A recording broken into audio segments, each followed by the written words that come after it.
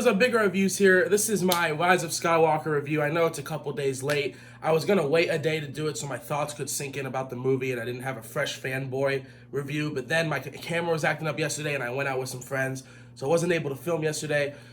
So today's Saturday, we're gonna go ahead and do this review. I'm gonna try to keep it spoiler free for the first 2 minutes and then I'm gonna go into some spoilers. I'll let you know when I go into spoilers, but this movie for me isn't good, but it isn't great, but it isn't terrible. I'd say it's good. I like it a lot more than some critics do, but there is some big flaws in this movie that I think could have been worked on better before they shot it, and I'll go into that in the spoiler section. But the acting in this movie is really good. That's one thing in these movies, well, at least in the sequel trilogy, that really stands out. The acting, Adam Driver, Daisy Ridley, all the old cast giving it their all. Even though, like, Mark Hamill doesn't even like the script sometimes, he gives it his all, like in Last Jedi. The visuals, if you talk to someone about this movie, the one thing they're going to, at least everyone's going to say is good, is the visuals and the camera work and the CGI. The CGI is incredible in this film, as always. ILM does it.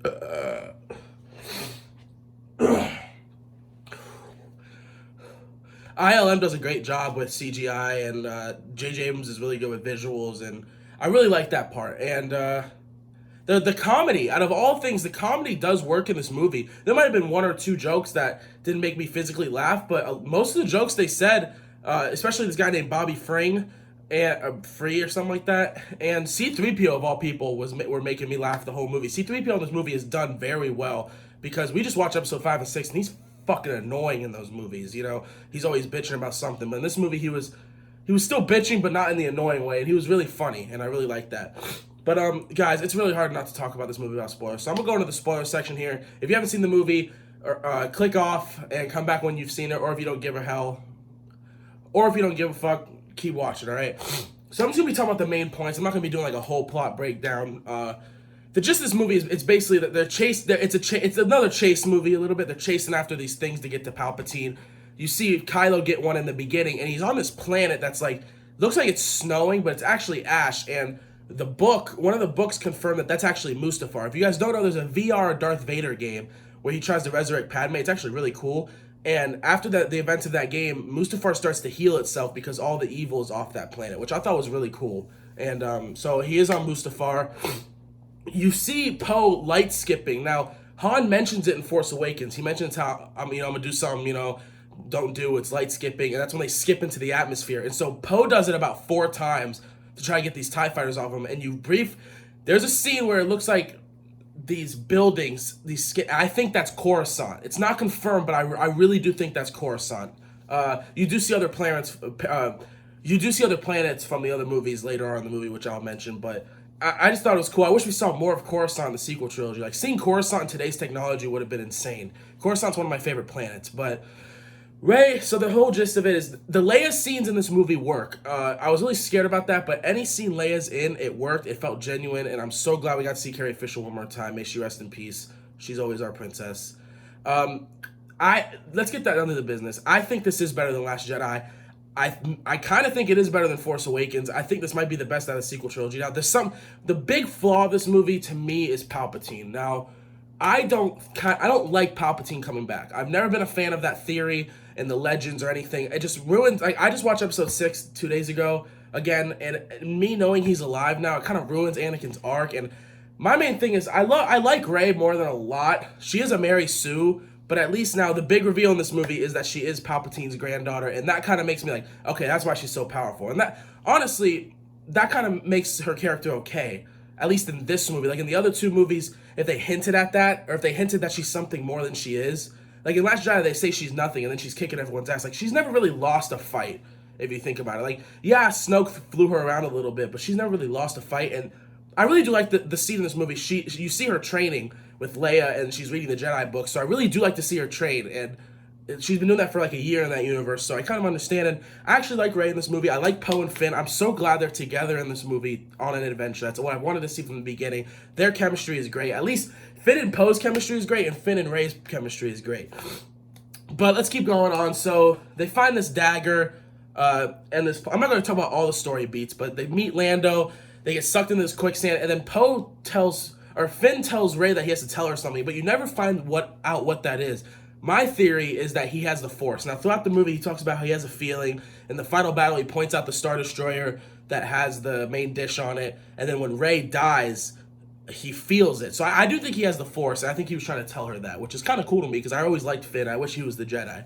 But I'm just gonna be hitting the big beats of this film. I gotta go see it again. But basically, there's this really cool scene where the transport's going away with Chewie. Chewie gets captured, and Rey holds it in the air. Now, I played the Force Unleashed games, and it was a bit. They built that moment up in that game where he holds a Star Destroyer. I kind of wish they kind of teased her doing that before, because like she just puts her hand out, she's barely even struggling. I didn't really like that. I know she's Palpatine, but whatever, I don't really like that. But it was still a really cool scene because Kylo comes out and they're forcing, like they're like fighting over the transport midair, and she accidentally. What I really like about this movie is she taps into her dark side a little bit since she's Palpatine's granddaughter, and she accidentally shoots, like, you see her get mad. In the other movies, you do see her get mad. Like in Force Awakens, when she's fighting Ben, she does get mad. In Last Jedi, she gets mad. I really like that we got to see her dark side. But she accidentally shoots Force Lightning, and it blows up, and we think that she killed Chewie. And I read the leaks, but I was like, damn, like my friends were like, damn, did they just kill Chewie? But like the scene right after that, they talk about how that was another transport. And before you say where'd that transport come from, when it pans to Chewie getting loaded onto the transport, there is another transport there. There's two transports. So they do set that up. But I kind of wish they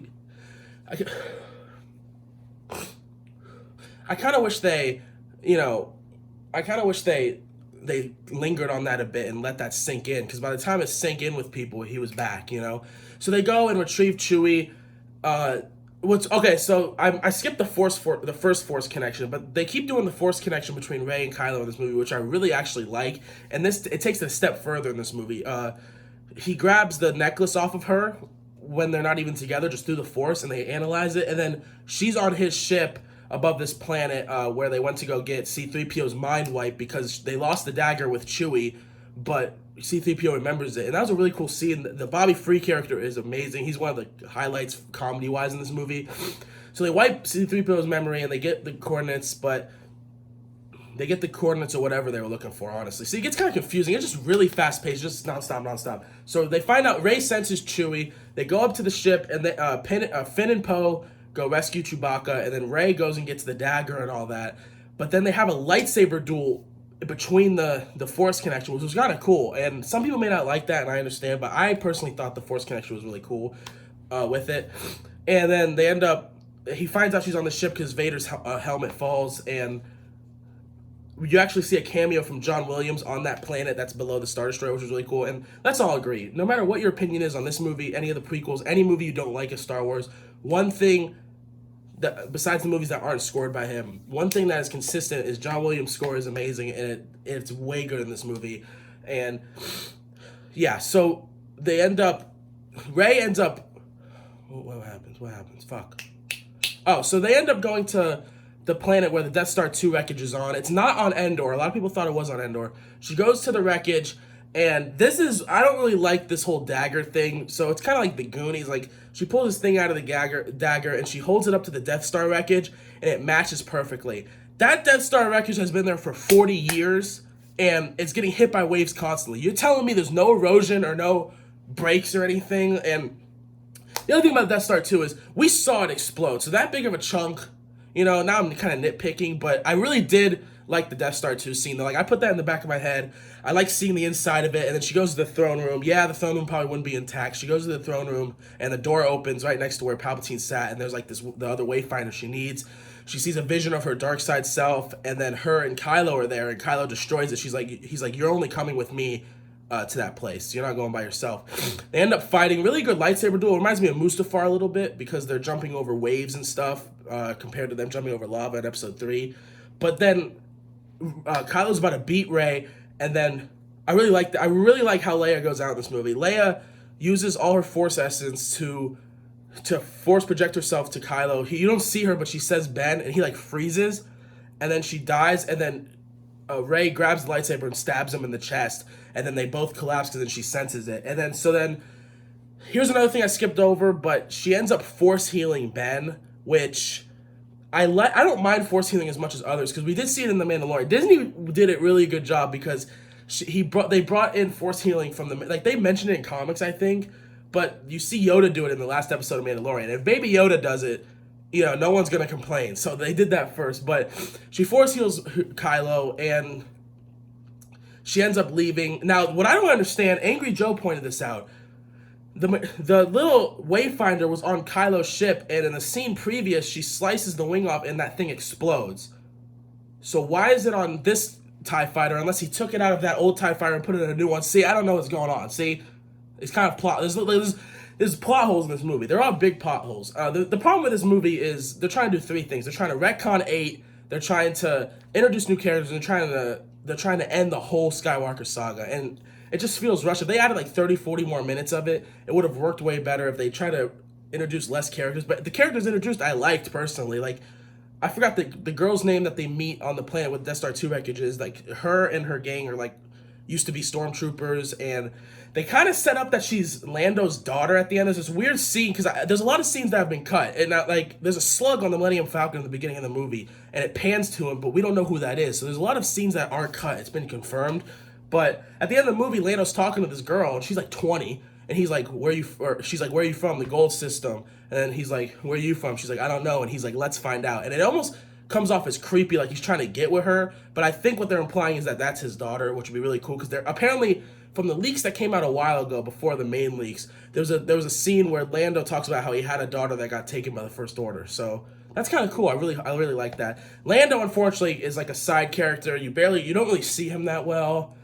But let's get back to one of the best parts of the movie. One of my favorite parts of the movie. There's three parts of this movie that I love. Like the three best parts of this movie is when he's standing there just taking in what he just witnessed, and he throws his lights. Or no, he's talking, and then he sees you hear, "Hey kid," and some people thought it was Luke, but I instantly knew. I read the leaks, but I would have instantly known that's Han. So they got Harrison Ford back. I want to know how much they paid Harrison Ford. Probably millions, because he's done with Star Wars. He's wanted them to kill off Han forever, but he's there, and I really like father-son stuff, and I really like this scene how the conversation's just like how it was in episode 7. He's holding the lightsaber just like he did in episode 7, and he's like, I don't have the strength to do it, and then he says dad, but then it chokes him. He chokes up. He's trying to say, dad, I love you, but Han Solo says, I know. And that's one of the best scenes in the movie. I think everyone can agree that scene's amazing. And Kylo, who's now Ben at this point, throws the lightsaber into the water, and so Rey basically exiles herself to Ahch-To, and she destroys the TIE fighter. She's like, listen, I don't want to leave this planet. And this is my second favorite scene in the movie. You see Luke, she throws the lightsaber into the wreckage, and you see Luke catch it as a Force ghost. He's like, what are you doing, kid? And it's just so great. Like, this is the Luke we know. Like, they retcon 8 right away. He's like, I apologize, I shouldn't have come here. But you basically find out, like, Luke wasn't really going to this planet to exile. Like, him and Lando went to that desert planet earlier where Chewie got captured to look for this. They were looking for where Palpatine is, because Luke knows Palpatine's alive, and Leia knows that Palpatine's alive, and they both know that Rey is Palpatine's granddaughter, but they still Leia still trained her because she felt the good in her. But so you see Luke talking to her and all that, and then so if you remember, everyone wanted Luke to lift his X-wing out of the water in episode 8. But he does it in this movie, and yeah, it looked good for being under there for 30 whatever years, but he lifts it up, and the music that plays is the same music that plays when Yoda lifts the X-wing out in episode 5, and I just got chills, and he's just smiling, and I love that scene. I'm so glad they did Luke good in this movie. I love him as a Force ghost. His hair is beautiful. I love Mark Hamill. He's the best. So then she transmits, so like the Resistance is at like the planet they've been the whole time. Oh, and also one thing. The saddest part in the movie to me is Chewbacca finds out Leia dies, and he just collapses, and he's crying and he's wailing. And I really love this moment because J.J. Abrams did state in an interview that his biggest mistake of Force Awakens was right after Han Solo dies, Chewie just walks past Leia and he's just standing around. And he says his biggest regret. So at least he admitted it, because we all thought, like, why didn't he go to Leia?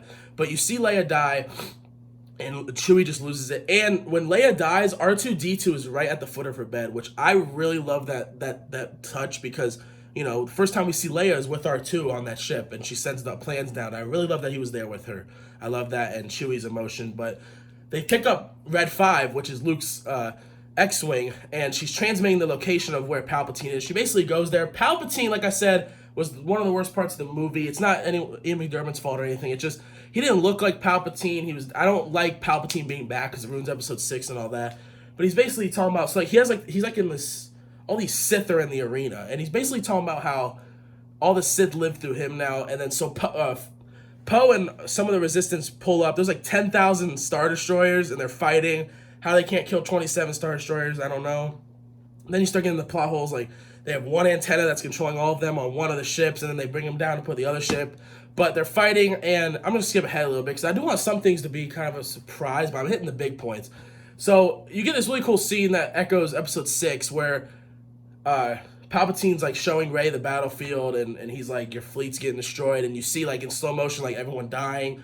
And then Poe, like they're like, Commander, what are we gonna do? And Poe just starts crying. He's like, I'm sorry, like I led y'all to this. And then immediately, I wish it didn't get spoiled in the trailers, but he goes around the Star Destroyer, and you see at least 5,000, like 10,000 ships, like 1,000, just all there. You see the Ghost, you see the Mandalorian ship. We don't know if that's exactly the Mandalorian ship. You see everything, and they're all there. They finally heard the words. I like to think like the people are just done with Palpatine's bullshit after 70 years of just like wrecking havoc on the galaxy.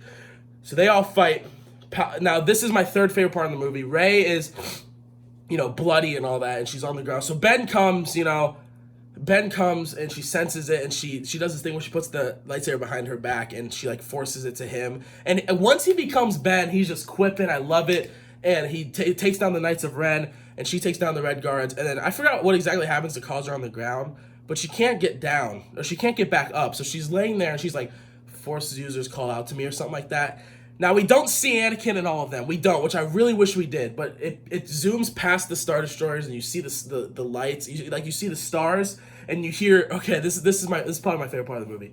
You hear Anakin say, bring balance to the forces I once did. You hear young Obi-Wan say, these are your final steps. You hear old Obi-Wan say, always. You hear Qui-Gon Jinn. You hear Mace Windu. You hear Yoda. You hear Ahsoka. You hear Kanan from Rebels. It is amazing that you hear all these Jedi. And so she ends up defeating Palpatine. Okay, let's get that out of the way. Like, Palpatine sucks the life force out of Rey and Kyle and Ben now to like get more health, and he pushes Ben down a cavern, and that's when she's like doing the force thing, and she gets up, and a lot of people think that she defeats the Emperor on her own, and listen, I'm the one who's always like, yeah, she's a Mary Sue. I have to defend her in this moment. It's not just her.